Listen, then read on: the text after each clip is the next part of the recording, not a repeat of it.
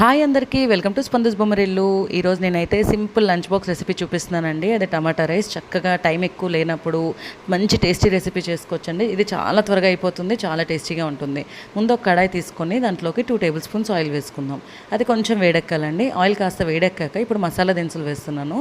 2 బిర్యానీ ఆకులు, ఒక స్టార్, అలాగే 2 దాల్చిన చెక్క చిన్న సైజు, ఇవి మాత్రం సరిపోతుంది.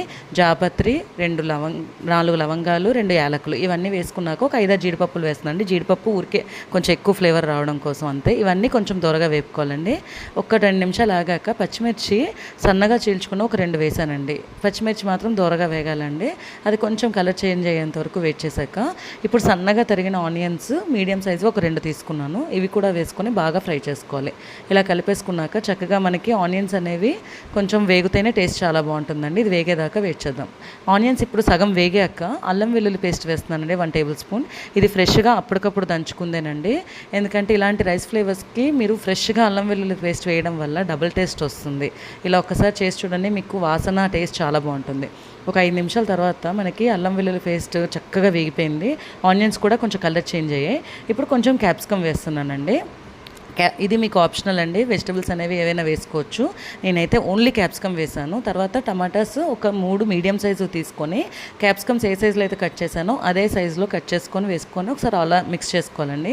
మిక్స్ చేసుకున్నాక మూత పెట్టేసుకొని ఒక 5 మినిట్స్ మగ్గనివ్వాలండి. కరెక్ట్గా 5 మినిట్స్ అయితే టమాటాస్ అనేవి చక్కగా మగ్గిపోతే కొంచెం సాఫ్ట్ అయితే సరిపోతుంది. చూసారా, 5 మినిట్స్ తర్వాత మూత తీసేస్తే టమాటాస్ అనేవి కొంచెం సాఫ్ట్ అయిపోయి ఈ మాత్రం కన్సిస్టెన్సీ ఉండాలండి, ఇంకా సరిపోతుంది. ఇంతకు మించి మెత్తగా అవ్వాల్సిన అవసరం లేదు. ఇప్పుడు ఒక 1 కప్ మిల్ మేకర్ వేస్తున్నానండి. ఎందుకంటే రైస్ రెసిపీస్లో మిల్ మేకర్ వేయడం వల్ల డబల్ టేస్ట్ వస్తుందండి. ఇలా ఒకసారి మిక్స్ చేసేసుకున్నాక ఇప్పుడు వీటిలోకి ఒక 1/2 టేబుల్ స్పూన్ గరం మసాలా వేసానండి. 1 టేబుల్ స్పూన్ బిర్యానీ మసాలా వేసుకుంటున్నాను. 1/2 టేబుల్ స్పూన్ కారం, అలాగే టేస్ట్కి సరిపడా సాల్ట్. ఇది కొంచెం వేసుకున్నాక ఇవన్నీ ఒకసారి మిక్స్ చేసేసుకోవాలండి. ఇలా మిక్స్ చేసుకుంటే వెజిటబుల్స్కి వీటన్నిటికీ ఒకసారి బాగా మిక్స్ అయిపోయి మసాలా అనేది మంచి ఫ్లేవర్ వస్తుంది. ఇప్పుడు ఇలా అయిపోయాక నేను రైస్ అనేది ఒక 1/2 అవర్ ముందే నానబెట్టి పెట్టుకున్నానండి. ఇలా నానబెట్టడం వల్ల మీకు రైస్ పొడి పొడిలాడుతూ వస్తుందండి. అప్పటికప్పుడు వేయడం వల్ల ఏ రైస్ అయినా తీసుకోవచ్చు, నార్మల్ రైస్ అయినా బాస్మతి రైస్ అయినా ఏదైనా పర్వాలేదు.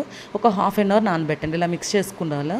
తర్వాత నేను ఒక 1 గ్లాస్ తీసుకున్నానండి రైస్. దానికి 2.5 గ్లాసెస్ ఆఫ్ వాటర్ వేసాను. ఎందుకంటే ఇక్కడ నేను మిల్ మేకర్ అండ్ వెజిటబుల్స్ వేసాను కదా, అందుకని 2.5 గ్లాసెస్ ఆఫ్ వాటర్ వేసి ఒకసారి మిక్స్ చేసుకొని మూత పెట్టేసేయాలి. మూత పెట్టేసి చక్కగా ఉడకబెట్టుకోవాలండి. మధ్య మధ్యలో కొంచెం తీసుకొని జస్ట్ అలా కలుపుతూ ఉండాలండి. కొంచెం మీడియం ఫ్లేమ్లోనే పెట్టాలండి, హై ఫ్లేమ్లో పెట్టకూడదు. మీడియం టు లో అలా అడ్జస్ట్ చేసుకుంటూ చూసుకుంటూ మధ్య మధ్యలో కలుపుతూ చెక్ చేసుకోవాలి. సాల్ట్ అనేది కూడా మీరు ఇలాంటి ఇప్పుడు ఈ స్టేజ్లో చెక్ చేసుకొని అడ్జస్ట్ చేసుకోవచ్చు. ఇంకాస్త ఉడకాలండి. మూత పెట్టేసి ఇంకొక 5 మినిట్స్ వెయిట్ చేద్దాం. ఇంకొక 5 మినిట్స్ అయితే ఉడికిపోతుంది. ఒక్క 5 మినిట్స్ ఆగాక చూసారా, చక్కగా లో టు మీడియం ఫ్లేమ్లో అడ్జస్ట్ చేసుకుంటూ చూసానండి. పొడి పొడిలాడుతూ వచ్చింది, చాలా పొడి పొడిలాడుతూ వచ్చింది కదండి. మొత్తం ఉడికిపోయింది, వాటర్ అనేది ఇంకా లేనే లేదు. చక్కగా ఫినిష్ అయిపోయే ముందు మనం ఇలా కొత్తిమీరతో ఇలా జల్లుకొని చక్కగా గార్నిష్ చేసుకొని సర్వ్ చేస్తే వేడి వేడిగా టమాటా రైస్ అయితే లంచ్ బాక్స్కి, నైట్ లంచ్ టైంలో, ఏ టైంలోనే ఎంజాయ్ చేయొచ్చండి. ఫ్యామిలీ మొత్తం ఎంజాయ్ చేస్తారు. Thanks for watching my video. Please subscribe my channel. Bye bye.